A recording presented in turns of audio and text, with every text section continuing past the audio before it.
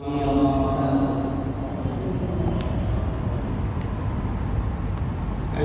لله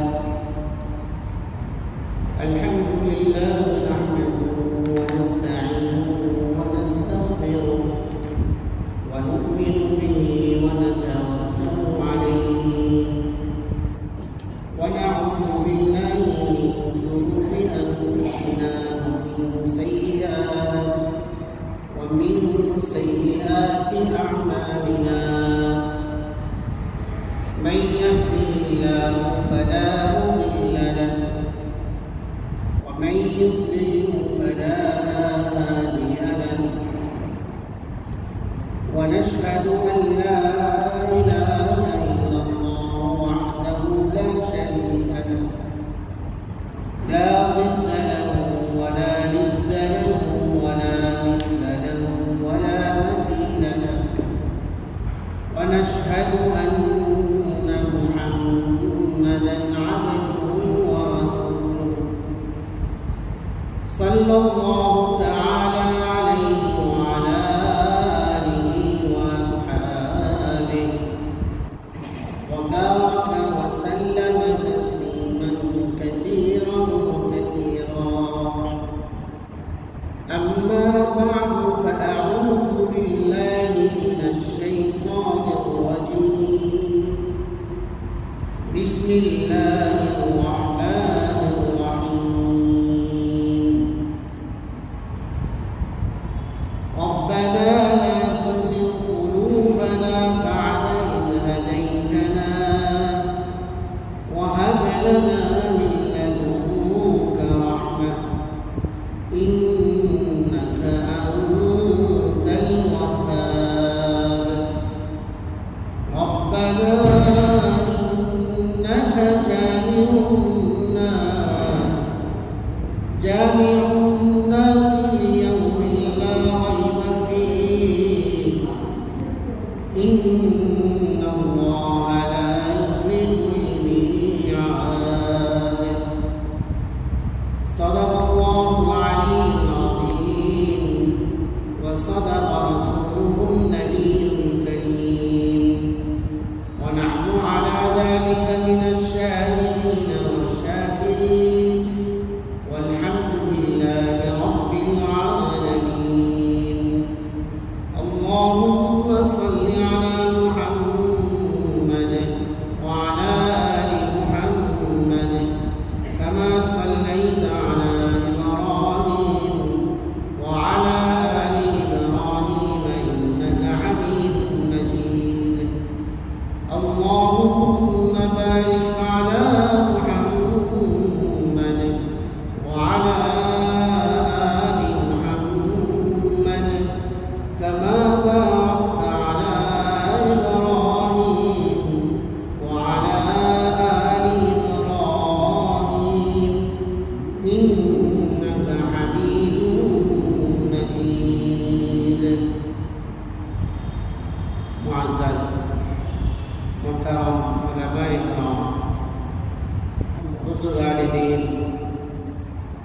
وما সর্বস্তরের প্রাণপ্রিয় মুসলিয়ানে کرام আলহামদুলিল্লাহ আল্লাহ রাব্বুল আলামিনের দরবারে অসংখ্য অগণিত শুকরিয়া জানাচ্ছি যিনি আমাদেরকে হাজার ব্যস্ততার মাঝেও পবিত্র জুমাবারে জুমার সালাত আদায়ের উদ্দেশ্যে আগেভাগে মসজিদে আসার তৌফিক দান করেছেন এবং 1442 হিজরি সনের 10ম মাস শাওয়াল মাসের চতুর্থ জুমাতে আজকের 22শে শাওয়ালের জুমাতে আল্লাহ রাব্বুল আলামিন আমাদেরকে সুস্থতার সাথে মসজিদে আসার তৌফিক দান করেছেন এবং সৌভাগ্য দান করেছেন আল্লাহ রাব্বুল আলামিনের দরবারে শুকরিয়া আদায় করছি আলহামদুলিল্লাহ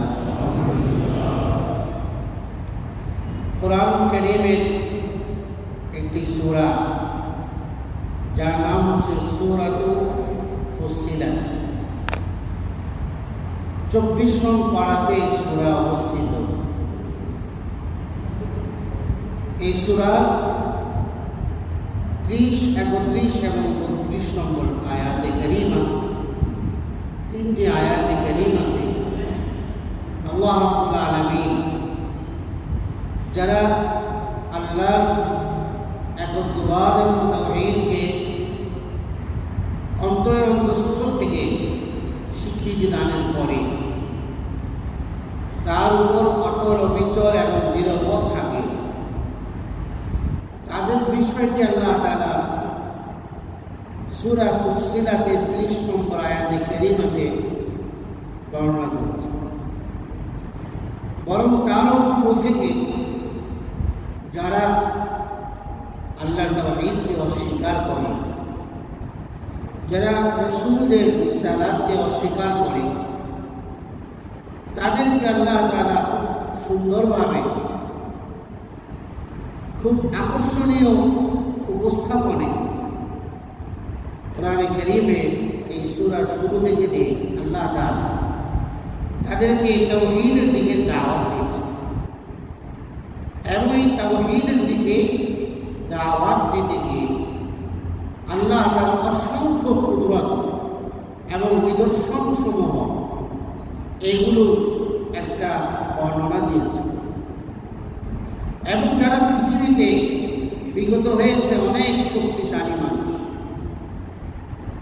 যারা নিজেদেরকে নিজেদের শক্তিকে নিয়ে বড়াই করত, দম্ভ প্রকাশ করত, অহংকার এবং অধ্যত্ব প্রকাশ করত, এমন জাতীয় আল্লাহ পৃথিবীতে তৈরি করেছিলেন যারা শক্তি এবং সবলতার দিক থেকে প্রচন্ড মাত্রা ছিল, যাদের শারীরিক অবকাঠামো, যাদের শারীরিক শক্তি, যাদের বুদ্ধিমত্তা এগুলো খুব শক্তিশালী এবং স্ট্রং ছিল।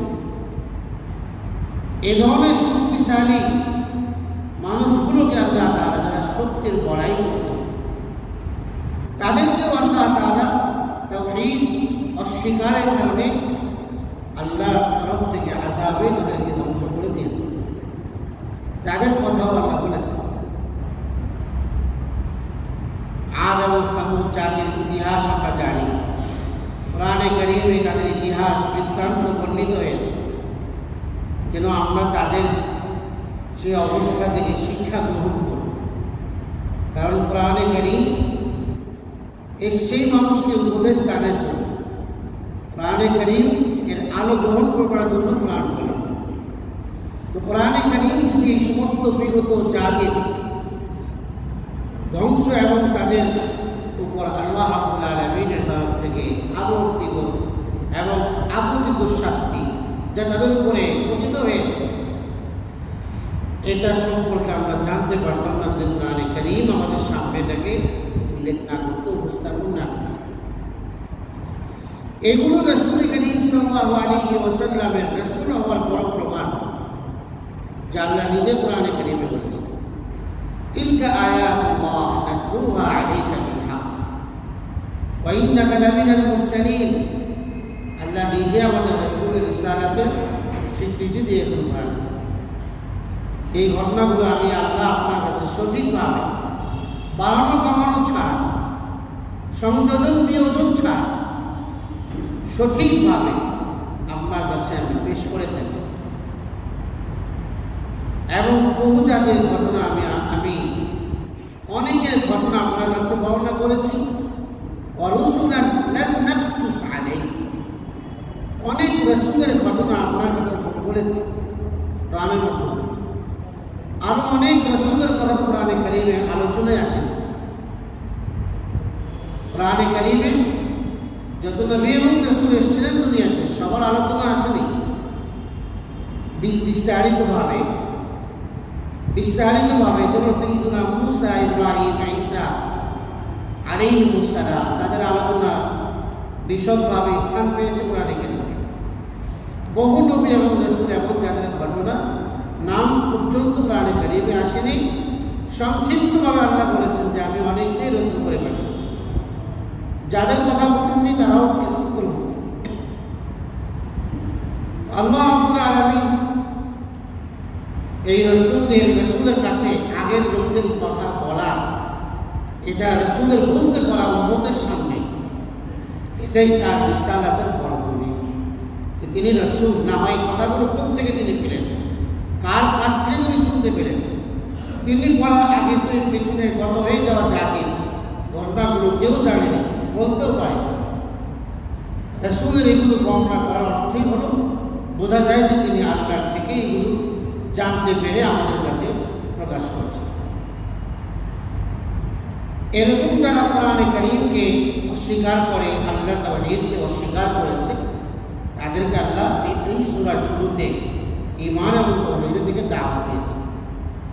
এরপরে আল্লাহ তাআলা পূর্ণাঙ্গ মুমিন যারা সত্যিকার ঈমানদার, পরিপূর্ণ মুমিন, তাদের সম্মান এবং মর্যাদার কথা আল্লাহ তাআলা এই আয়াতে কারীমাতে বর্ণনা করেছেন এবং তাদেরকে দ্বীন ও ঈমানের পথে অটল অবিচলতা দৃঢ়তার সাথে দ্বীন ও ঈমানের পথে নিজেকে প্রতিষ্ঠিত রাখতে পারলে দুনিয়া এবং আখিরাতে আল্লাহ রাব্বুল আলামিন তাদেরকে যে পুরস্কারগুলো দিবেন, তার সেই পুরস্কারের কথাও এই আয়াতে কারীমাগুলোতে বর্ণনা করেছে।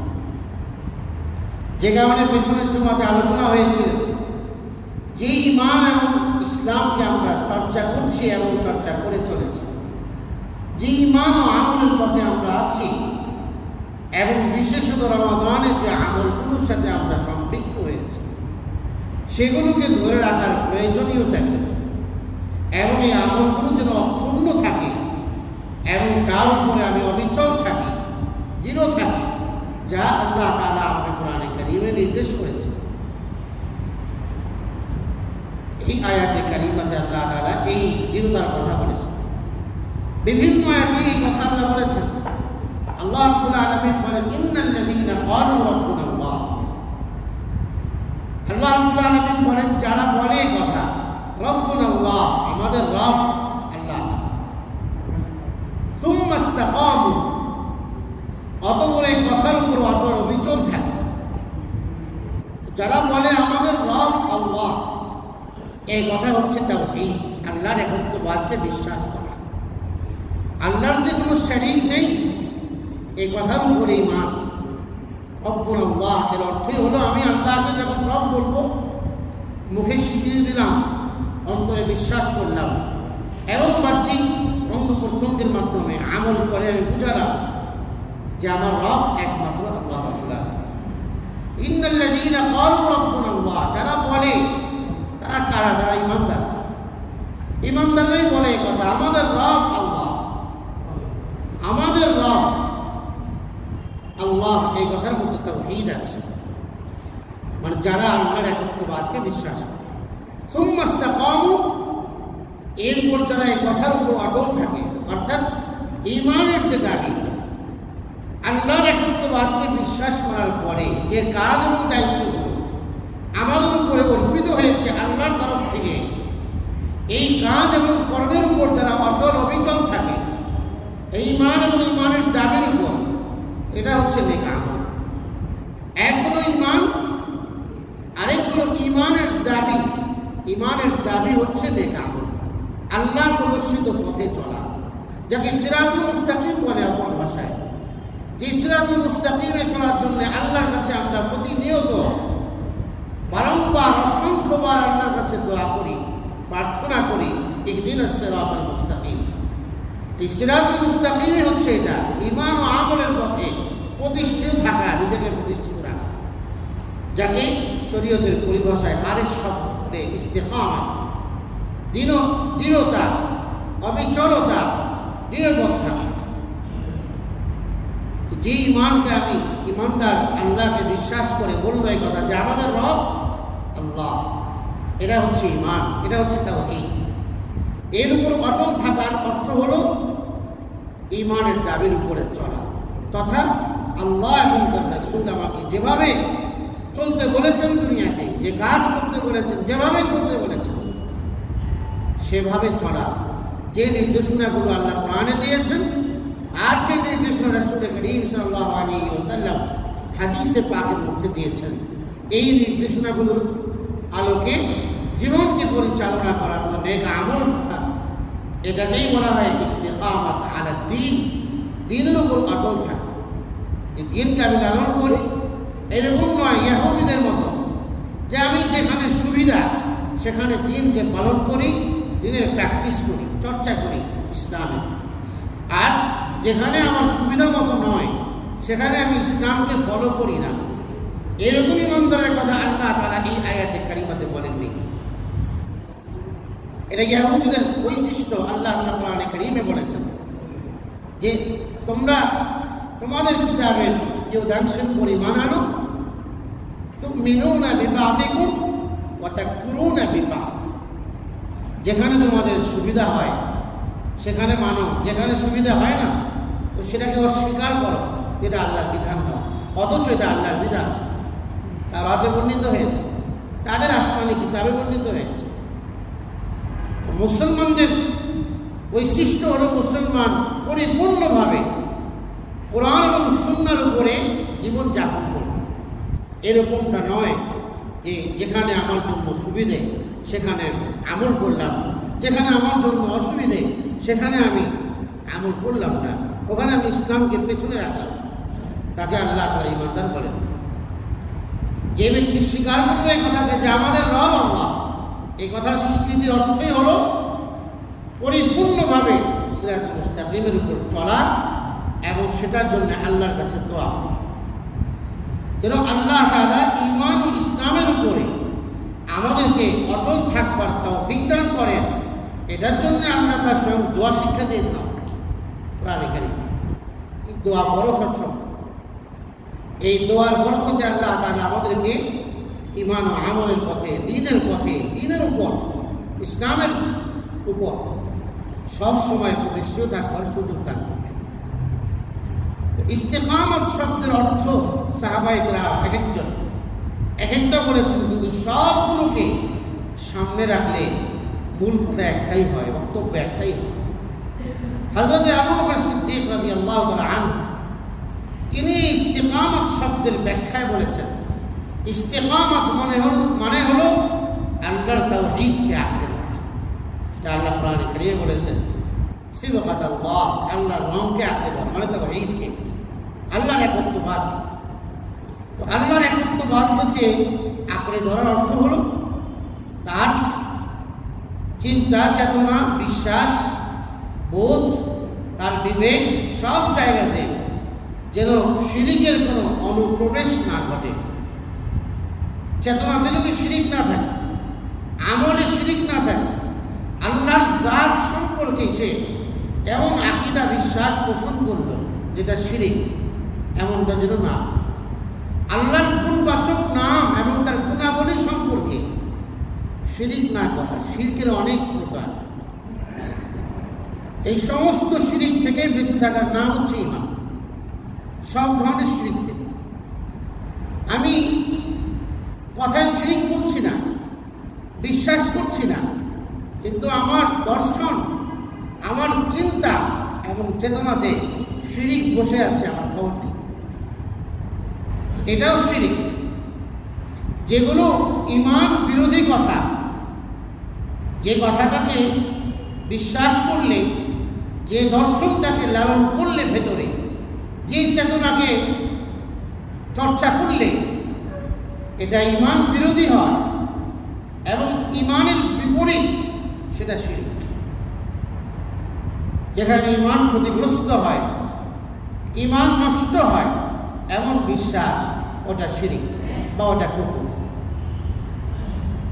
যারা সঠিক ঈমানের চর্চা করে আর নেক আমলের উপর অটল থাকে, তাওহীদ হচ্ছে অটল অবিচল থাকার নাম। হযরত আবু বকর সিদ্দিক বলেছেন। হযরত ওসমান রাদিয়াল্লাহু তাআলা আনহু বলেন, এই ইস্তিকামত শব্দের ব্যাখ্যায়, ইস্তিকামত মানে মুমিন যে আমলই করবে সে আমলটা শুধুমাত্র আল্লাহর জন্য করবে, যেটাকে ইখলাস বলা হয়।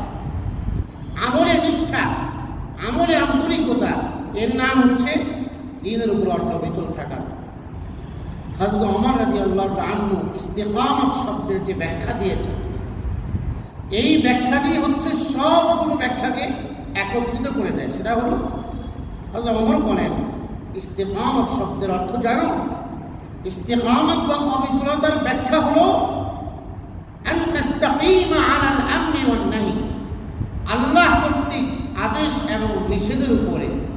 নিজেকে এমনভাবে প্রতিষ্ঠিত রাখা যেন জমে থাকার মতো।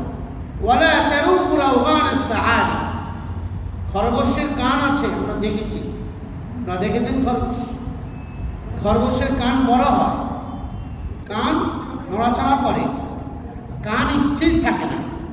খরগোশ তার শরীর স্থির থাকলেও তার কান স্থির থাকে না। হযরত ওমর বলেন, ঈমান ও ইসলামের পথে চলতে গিয়ে খরগোশের কানের ন্যায় এদিক সেদিক যেন তোমার নড়চড়ে অবস্থা না থাকে, নড়বড়ে অবস্থা না হয়, বরং যেভাবে আছো সেটাকে আঁকড়ে ধরে থাকো, এটাকে বলা হয় অবিচলতা। হযরত আব্দুল্লাহ ইবনে আব্বাস রাদিয়াল্লাহু আনহুমা এবং হযরত কাতাদা বিশিষ্ট তাদের ব্যাখ্যা হলো ইস্তেকামতের। তারা বলেন ইস্তেকামত মানে হলো ঈমান আনয়নের পরে আল্লাহ কর্তৃক ফরজ আমলগুলোকে সুচারুরূপে যথাযথভাবে সঠিকভাবে সঠিক পদ্ধতিতে বাস্তবায়ন করা, আঞ্জাম দেয়া, সম্পাদন করা। হযরত হাসান বসরি বিশিষ্ট তাবেঈ ছিলেন, হাসান বসরি রাহমাতুল্লাহ, এবং তাসাউফ ও আধ্যাত্মিকতার এই পবিত্র পথে, যে পথে রাসূল কারীম সাল্লাল্লাহু আলাইহি ওয়াসাল্লাম সাহাবায়ে কেরামকে পরিচর্যা করেছেন, এই পথে সাহাবীর পরেই তার অবস্থান। হাসান বসরি রাহমাতুল্লাহ আলাইহি, তার নাম আমরা শুনেছি। তিনি ইস্তেকামতের ব্যাখ্যা দিয়েছেন। ইস্তেকামত মানে হলো ইমানদার ব্যক্তি ঈমানের চর্চার পথে, ঈমান চর্চার পথে যাপিত জীবনে সর্বপ্রকার গুনাহ থেকে বেঁচে থাকবে। এটাই হলো ঈমানের উপর অটল থাকার অর্থ। সবগুলো ব্যাখ্যাকে সামনে রাখলে হযরত ওমর রাদিয়াল্লাহু আনহু যে ব্যাখ্যা দিয়েছেন ইস্তেকামত বা দ্বীনের পথে দৃঢ়তা এবং অবিচলতা, তার এই ব্যাখ্যার মধ্যে সব চলে আসে। পৃথক পৃথকভাবে যে যা বলেছেন সবটাই চলে আসে। অর্থাৎ পুরো দ্বীন ও শরীয়তের উপরে এভাবে অটল থাকা, যেন নড়বড়ে অবস্থা না থাকে ঈমানের পথে। কারণ ঈমানের পথে যে যত বেশি আল্লাহ রাসূলের এবং নবীদের সাদৃশ্যতা অর্জন করবে, যে যত বেশি দ্বীনকে মজবুতভাবে আঁকড়ে ধরবে, তো আল্লাহর তরফ থেকে তার জীবনে তত পরীক্ষাও আসবে। এই পরীক্ষার সম্মুখীন হওয়ার পরে ঈমান ইসলামের পথ থেকে সরে না যাওয়া, এটা হচ্ছে ইস্তেকামত। যে আমি ইসলাম এর প্র্যাকটিস করছি, চর্চা করছি, কিন্তু বিভিন্ন দিক থেকে প্রতিবন্ধকতার সৃষ্টি হচ্ছে, বাধা আসছে। এই বাধা পরিবার থেকেও আসতে পারে, বাধা সামাজিকভাবে হচ্ছে, বা কোনো না কোনোভাবে আমি প্রতিবন্ধকতার শিকার হচ্ছি। আমার ঈমান ইসলামের উপর চলতে গিয়ে বিঘ্নতার সৃষ্টি করছে কেউ। তো এগুলো আল্লাহর তরফ থেকে আমার জন্য পরীক্ষা, যে আমি ঈমানের পথে অবিচল থেকে সামনে পারবো, না আমি প্রতিবন্ধকতার শিকার হয়ে ঈমান ইসলাম দিয়ে সরে যাব। এটা আমার জন্য পরীক্ষা। প্রত্যেক মুমিনের জীবনে পরীক্ষা আছে।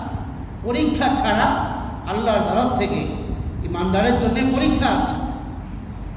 আলিফ লাম মিম হাসিবান নাস, সূরা আনকাবুতের দ্বিতীয় আয়াতে মানুষ কি কথা মনে করে, মানুষ বলতে ঈমানদার, যে ঈমানের চর্চা করে সে কি ধারণা করে নিয়েছে আমান্না, আমি ঈমান আনলাম, এই কথা বলার পরে থেকে ছেড়ে দেওয়া হবে। আর সে পরীক্ষিত হবে না, পরীক্ষার সম্মুখীন হবে না। হুম লা ইফতানুন, এমন ধারণা যদি কোনো ঈমানদার করে, তাহলে এটা ভুল ধারণা। ঈমানের পথে পরীক্ষা আছে। ঈমানের উপর চলতে গেলে হিম্মতের প্রয়োজন, উলুকুল হিম্মা, সংকল্পের উচ্চতা, দৃঢ় সংকল্প, এটাকে উলুকুল হিম্মা বলে আরবিতে।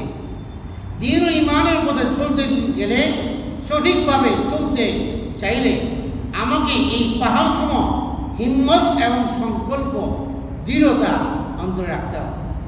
কারণ মানুষ সংকল্প করলে সব কিছু করে, এভারেস্ট জয় করতে পারে সংকল্পের কারণে, দৃঢ়তার কারণে। যে স্টুডেন্ট এই কথা চিন্তা করে এক্সামের আগে, পরীক্ষার আগে, যে আমাকে আমার পরীক্ষায় আমাকে সর্বোচ্চ নাম্বার পেয়ে আমাকে উত্তীর্ণ হতে হবে, তার সংকল্পই এমন, তার সব ধরনের প্রস্তুতি সেভাবেই সে গ্রহণ করেছে। তাকে সর্বোচ্চ নম্বর পেয়ে উত্তীর্ণ হতে হবে, তো তার সংকল্পের কারণে সে উত্তীর্ণ হয়ে যায়।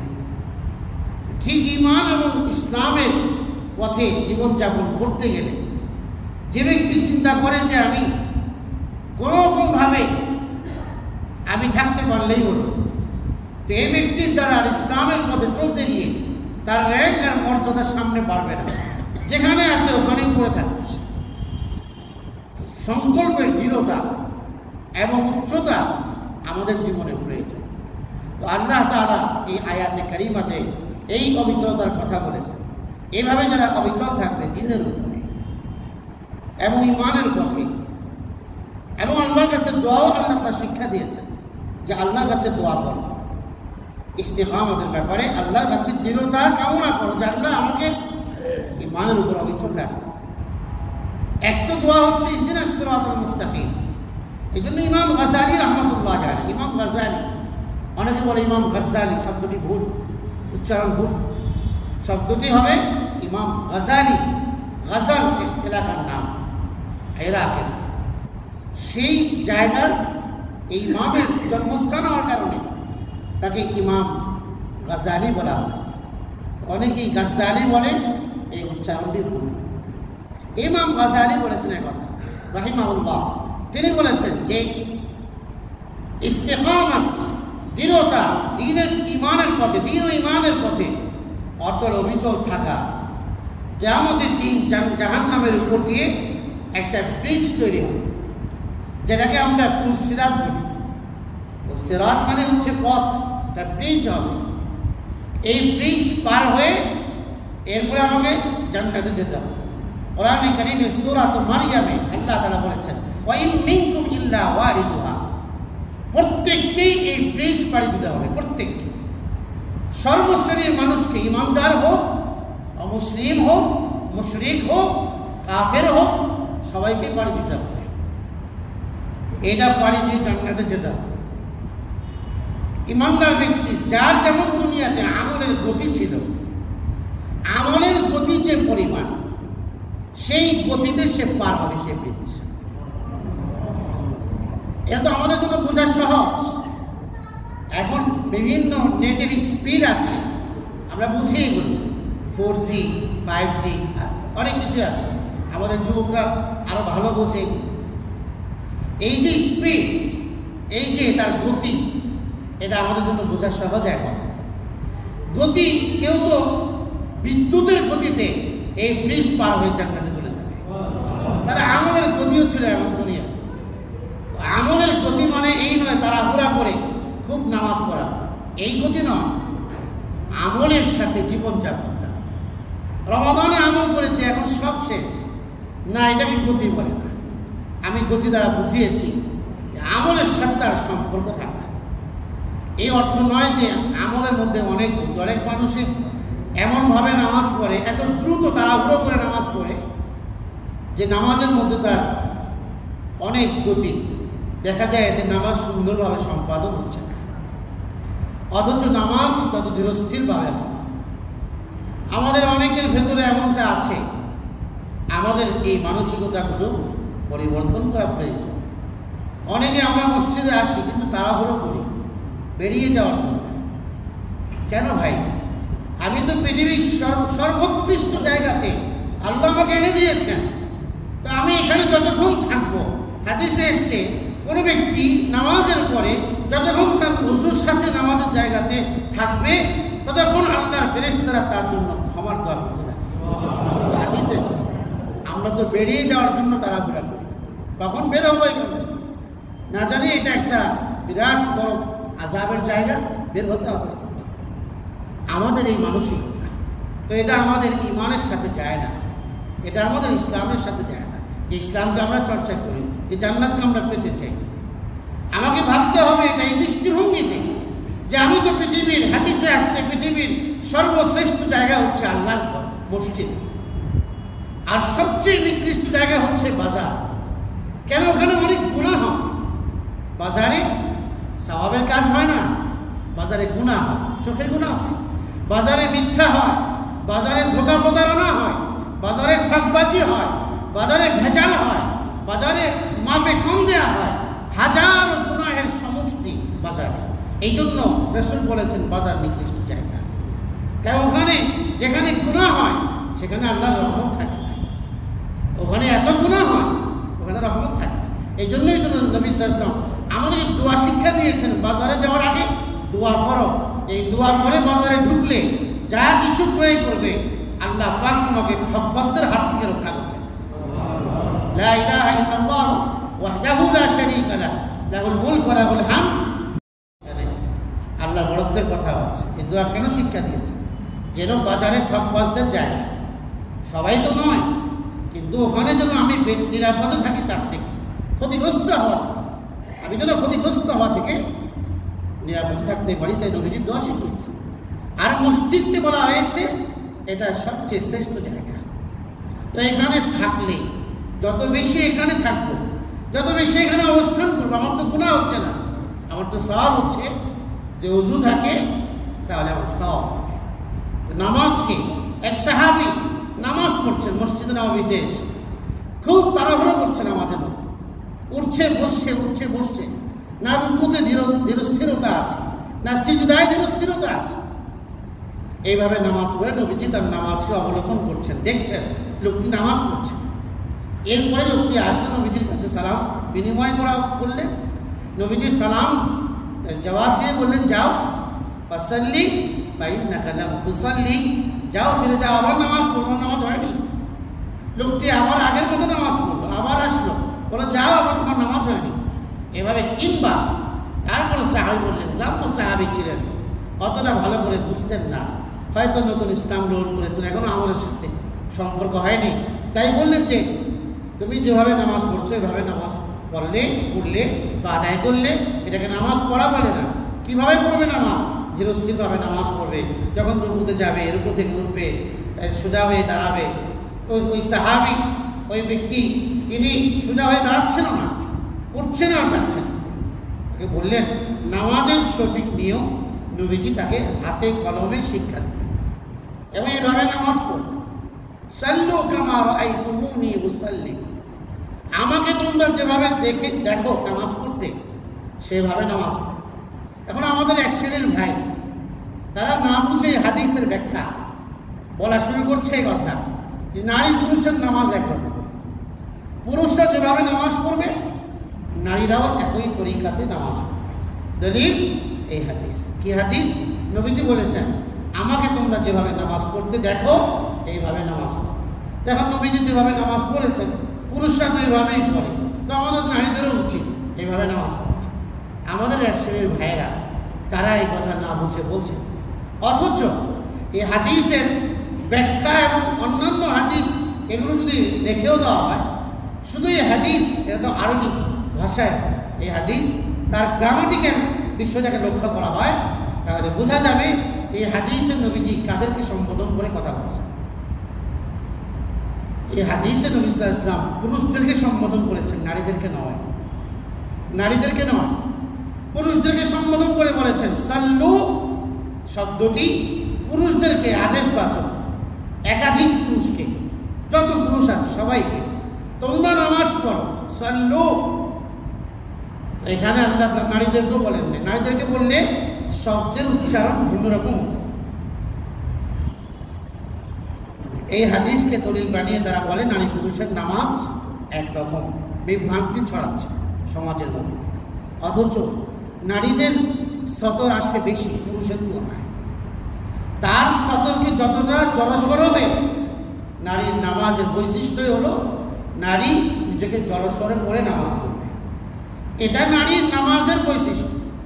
পুরুষের নামাজের মধ্যে এরকম জড়সড় হয়ে নামাজ পড়ার বিধান নেই, তখন নিষেধ। পুরুষ নামাজ পড়ে স্বাভাবিকভাবে, পুরুষের নামাজের মধ্যে সমস্ত অঙ্গ সিজদার মধ্যে পৃথক থাকবে, হাত তার পৃথক থাকবে, পায়ের সাথে তার পুরুষ সাথে হাত লাগবে না, তার হাত উঁচু থাকবে। পুরুষের নামাজের যে স্টাইল এবং যে অবস্থা চিত্র, আর নারীর নামাজের শ্রেণীগতই তো ভিন্নতা আছে, আমলেও ভিন্নতা আছে। নবী সাল্লাল্লাহু আলাইহি ওয়াসাল্লামের স্ত্রীগণ থেকে নারীরা তাদের নামাজ শিখেছে। নবী সাল্লাল্লাহু আলাইহি ওয়াসাল্লাম নারীদেরকে, তার স্ত্রীদেরকে কিভাবে নামাজ পড়বে তা শিখিয়েছেন।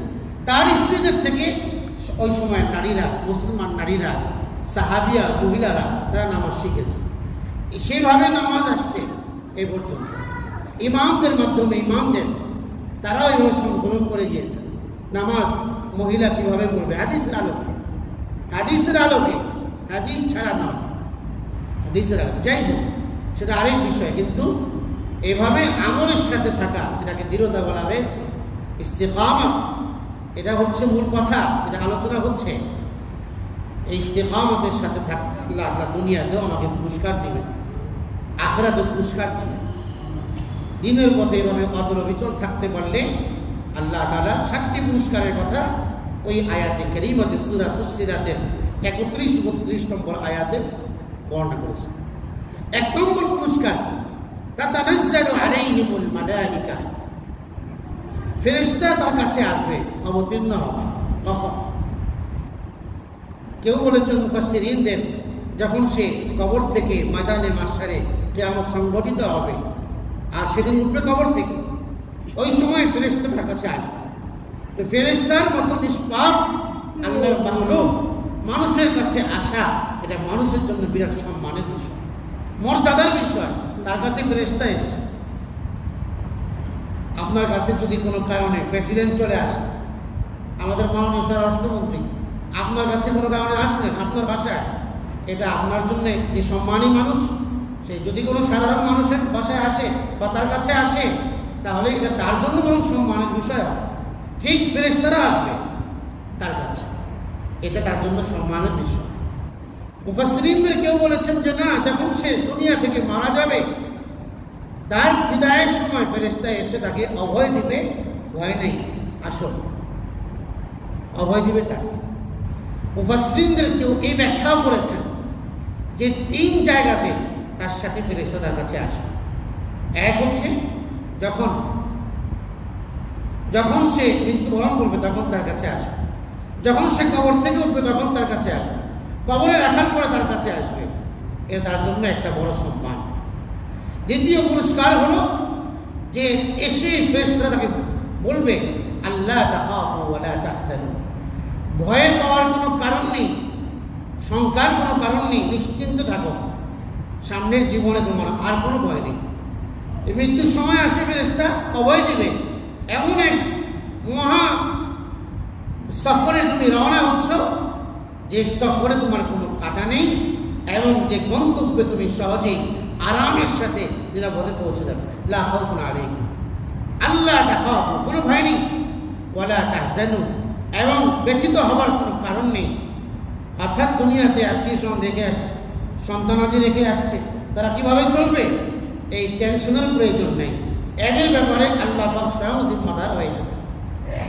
তোমার রেখে আসা পরিবারের ব্যাপারে আল্লাহ তাআলা তাদের দায়িত্ব নিয়ে নেবেন, তোমার কোনো ভয় নেই। আল্লাহ তাখাফু ওয়া লা তাহজানু, তো আখিরাতের ব্যাপারে কোনো ভয় নেই, তুমি নিশ্চিন্ত থাকো, অভয় দেবে ফেরেশতারা। আর দুনিয়াতে রেখে আসা আত্মীয় স্বজন পরিবার, তাদের জিম্মাদারি, তাদের দায়িত্ব আল্লাহ স্বয়ং নিয়ে নিয়েছেন, তোমার চিন্তার কোনো কারণ নেই। এটা হচ্ছে দ্বিতীয় পুরস্কার আল্লাহ তাআলা তাকে দান করবে। মুফাসসিরিনদের একজন তো এই কথাও বলেছেন যে হর রোজ, প্রতিদিন ইমানদারের কাছে ফেরেশতা আসে, প্রতিদিন। হয়তো দেখা যায় না বা কথা বলার সুযোগ হয় না, কিন্তু এই ফেরেশতা যে ইমানদারের কাছে আসে সেটা তার আমলে প্রকাশ পায়, তার আমল দিয়ে, তার আমলের মাধ্যমে এর প্রভাবটা প্রকাশিত হয়ে যায়। যার আমল যত সুন্দর, যত বেশি আমলের সাথে আছে, তো এটা বুঝতে হবে যে ফেরেশতাদের অবতরণ তার কাছে হয়, যে ফেরেশতাদের অবতরণের কারণে, তাদের বরকত এবং ফয়েজের কারণে আল্লাহ তাআলা রুহানিভাবে এই লোকটিকে নেক আমলের সাথে তাকে আল্লাহ তাআলা জড়িয়ে রেখেছে, সম্পৃক্ত রেখেছে। এটা হলো দ্বিতীয় পুরস্কার, অবিচল থাকলে দিনের উপরে। তৃতীয় পুরস্কার হলো আল্লাহ তাআলা বলেন ফেরেশতারা তাকে সুসংবাদ দিবেন জান্নাতের, আবশিরু বিল জান্নাতিল্লাতী কুনতুম তুআদুন, যে জান্নাতের প্রতিশ্রুতি আল্লাহ তোমাদেরকে দিয়েছেন তোমাদের নবীদের মাধ্যমে, সেই জান্নাত সুসংবাদ গ্রহণ করে। সুসংবাদ শব্দ এই জন্য বলেছেন যেন মানুষ আগ্রহী হয়ে শুরুতেই তার ব্রেনের মধ্যে এটা বসিয়ে নেয় যে আমি জান্নাতে যাচ্ছি, আমি জান্নাতের পথে যাচ্ছি, আমি এখান থেকে জান্নাতের দিকে যাচ্ছি। যেটা অনন্ত কালের জীবন, যে জীবনে কোনো লয় এবং ক্ষয় নেই, লয় ক্ষয় হয় হীন জীবন, সুন্দর জীবন, আর জান্নাতের লাক্সারিয়াস জীবন, ওই জীবনের দিকে আমি যাচ্ছি। আবশিরু বিল জান্নাহ। তো দুনিয়াতে থেকেই জান্নাতের সুসংবাদ, এটা অনেক বড় সৌভাগ্যের বিষয়। 10 জন সাহাবীকে, স্পেশালি 10 জন সাহাবী যাদেরকে আল আশারাতুল মুবাশশারা বলা হয়, জান্নাতের সুসংবাদ প্রাপ্ত 10 জন সাহাবী, চার খলিফা সহ আরো 6 জন সাহাবী, হযরত আবু বকর সিদ্দিক, ওমর, ওসমান, আলী, আবু উবাইদা ইবনে জাররাহ, হযরত আব্দুর রহমান ইবনে আউফ, এরকম 10 জন সাহাবী। এরা ছাড়াও বিভিন্ন সাহাবীর বিভিন্ন স্পেশাল আমলের কারণে নবী সাল্লাল্লাহু আলাইহি ওয়াসাল্লাম মজলিসের মধ্যে বসে উপস্থিত লোকদেরকে অনেক সময় বলেছেন, জান্নাতি লোক দেখতে চাও? তো সবাই বলে অবশ্যই দেখতে চাই। বলে ওই যে লোকটা জান্নাতি। এবার বলতেন ওই যে লোকটা জান্নাতি। এরকমও অনেক লোক নবী সাল্লাল্লাহু আলাইহি ওয়াসাল্লাম ওহীর মাধ্যমে জানতে পেরেছেন এই লোকটা জান্নাতি হবে। তাই সাহাবায়ে কেরামকে বলেছেন ওই লোকটা জান্নাতি, যেটা উপস্থিত ব্যক্তিবর্গ ওই জান্নাতি লোকটির আমলকে লুফে নেয় এবং সেও তার মতো আমল করে। জান্নাতের প্রতি আগ্রহ সৃষ্টি করবার জন্যে এইভাবে বলতেন রাসূলুল্লাহ সাল্লাল্লাহু আলাইহি ওয়াসাল্লাম। এই জান্নাতের সুসংবাদ দিবেন, এটা হচ্ছে 3 নম্বর পুরস্কার। 4 নম্বর পুরস্কার, নাহনু আউলিয়াউকুম ফিল হায়াতিদ দুনিয়া ওয়া ফিল আখিরাহ। আমরা ফেরেশতারা তোমার বন্ধু, দুনিয়াতেও আখিরাতেও। এই বিদায়ের সময়ও তোমাদের বন্ধু, কবর জগতেও বন্ধু, কবর থেকে উঠবার সময় তোমাদের সাথে আমরা থাকবো, তোমাদের থেকে আমরা পৃথক হব না। এই জন্য একজন বুজুর্গ সাবিত বুনানি রাহিমাহুল্লাহ তিনি এই আয়াত কারিমা তিলাওয়াত করতে গিয়ে বলেছেন যে আমাদের কাছে হাদিস পৌঁছেছে, যে হাদিসে নবীজি বলেছেন যে মানুষকে নেককার মুমিন ব্যক্তি যে ঈমান ও আমলের সাথে ছিল সারা জীবন, তাকে কবরস্থ করার পরে ফেরেশতা তার সাথে 2 জন থাকবে, কবর থেকে উঠানোর সময় 2 জন থাকবে, জান্নাতে যাওয়ার আগ পর্যন্ত 2 জন ফেরেশতা যারা দুনিয়াতে তার সাথে ছিল তারা তাকে জান্নাত পর্যন্ত সঙ্গ দেবে, জান্নাত পর্যন্ত সঙ্গ দেবে, তাকে জান্নাতে পৌঁছে দিয়ে তারপরে তারা ক্ষান্ত হবে। এটা হলো ঈমান ও ইসলামের উপর অবিচল থাকার পুরস্কার এবং প্রতিদান আল্লাহ তাআলা আমাদেরকে দান করেন। আর এর অর্থ যদি এটাও হয়, নাহনু আউলিয়াউকুম, আমি আল্লাহ তোমাদের বন্ধু, আমি আল্লাহ। তো আল্লাহর ক্ষেত্রে আমরা, এই শব্দের ব্যবহার হয় সম্মানার্থে, বহুবচন শব্দের ব্যবহার আল্লাহর ক্ষেত্রে সম্মানার্থে হয়।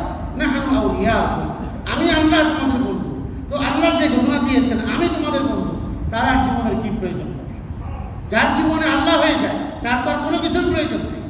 তো আল্লাহর সন্তুষ্টি এটা জান্নাতের নিয়ামত থেকেও বড়। এক হাদিসে এসছে জান্নাতি সব নিয়ামত পাওয়ার পরে আল্লাহ জান্নাতিকে বলবেন, আর কি নিয়ামত চাও তুমি, বলো কি চাও তোমরা, তোমাদেরকে আমি দিব।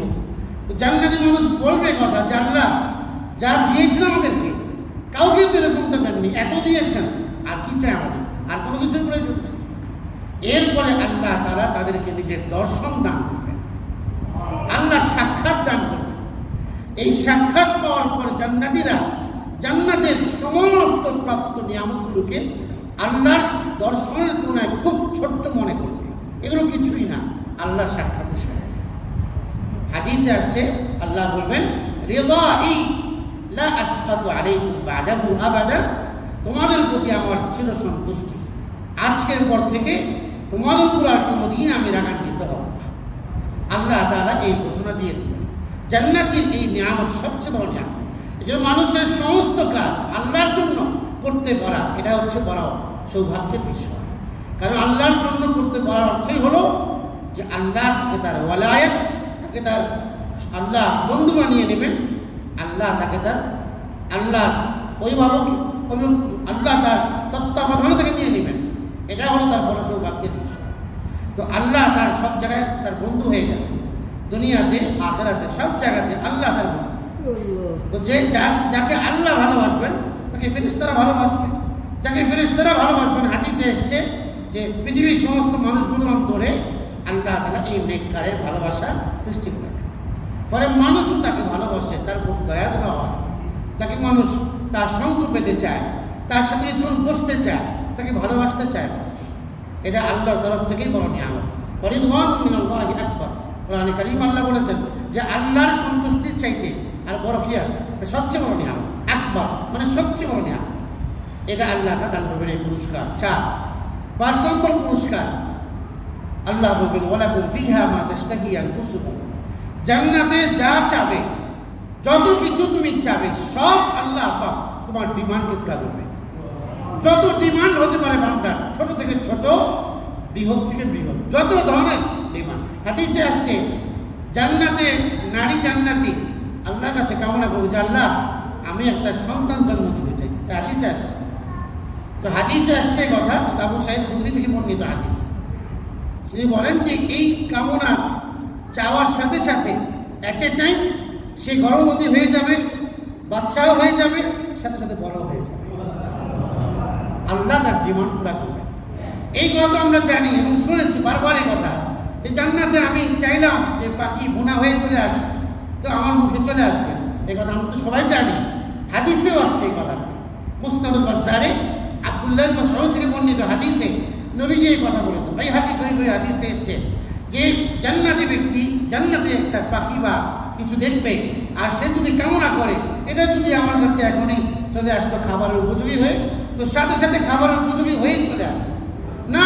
জান্নাতি তার এমনটা উপলব্ধি করবে না যে খাবারটা মাত্র রান্না হয়ে আসছে, এখনো গরম, এটা অনুধাবন করতে পারবে না। এটাও উপলব্ধি করবে না, না খাবার ঠান্ডা না খাবারটা গরম, যে ঠান্ডা করার প্রয়োজন, না ঠান্ডা খাবারটা একটু ওভেনে দেওয়ার প্রয়োজন, এই প্রয়োজন থাকবে।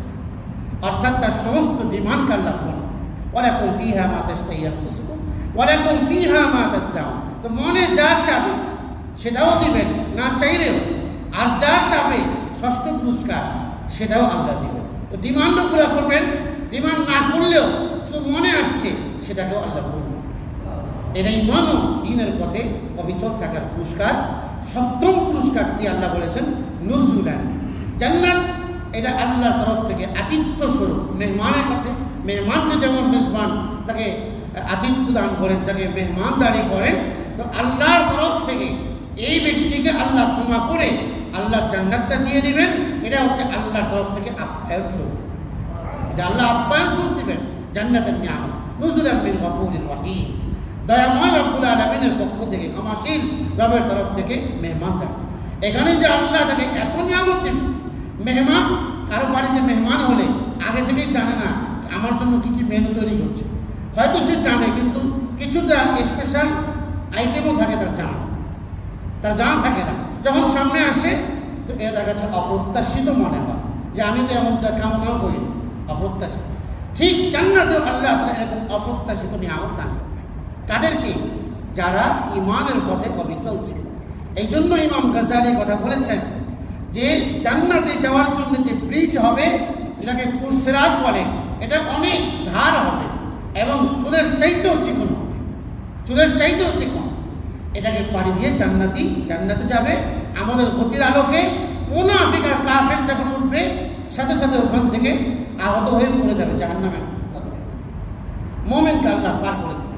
মুনাফিক মনে করবে যে আমি সারা জীবন মুমিনদেরকে ধোঁকা দিয়েছি, এখনো আমি ধোঁকা দিয়ে কোনোভাবে যদি পার হয়ে যেতে পারি, তো আল্লাহ তাকে অবকাশ দেবে, উঠো, ব্রিজে উঠো।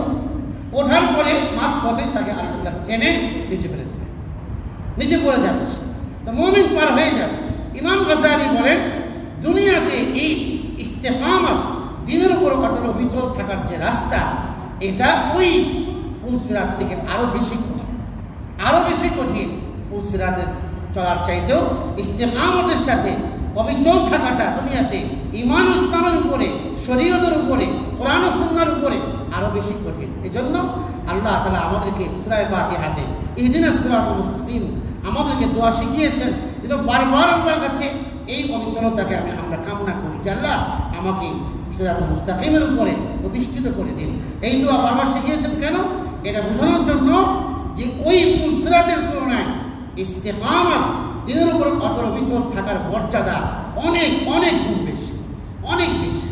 এই জন্য বুজুর্গানে দিনও এই কথা বলেছেন যে দিনের উপরে একটা মাসআলার উপরে অটল থাকা হাজার হাজার ওলির কারামতের চাইতেও এটা বেশি উত্তম।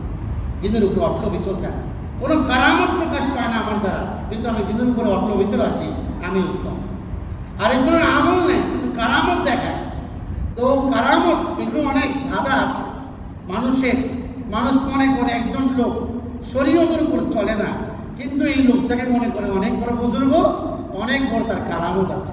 কিছু অস্বাভাবিক তার থেকে প্রকাশ পেলে আমাদের মতো সাধারণ দুর্বল ইমানের অধিকারী মানুষরা তাকে অনেক বড় বুজুর্গ ভাবতে শুরু করে, অথচ না আছে তার শরীয়ত, না আছে ইমান ইসলামের উপর অটল বিচল। এই জন্য আল্লাহ তাআলা এই আয়াতে আমাদেরকে বারবার আল্লাহর কাছে দোয়া করতে বলেছেন যেন আমরা ঈমান ও দ্বীনের পথে অটল অবিচল থেকে আল্লাহর এই পুরস্কারগুলো আমরা অর্জন করতে পারি। আল্লাহ রাব্বুল আলামিন আমাদের সকলকে দ্বীন ও ঈমানের পথে অটল অবিচল থেকে আল্লাহর থেকে এই পুরস্কারগুলো গ্রহণের তৌফিক দান করুন।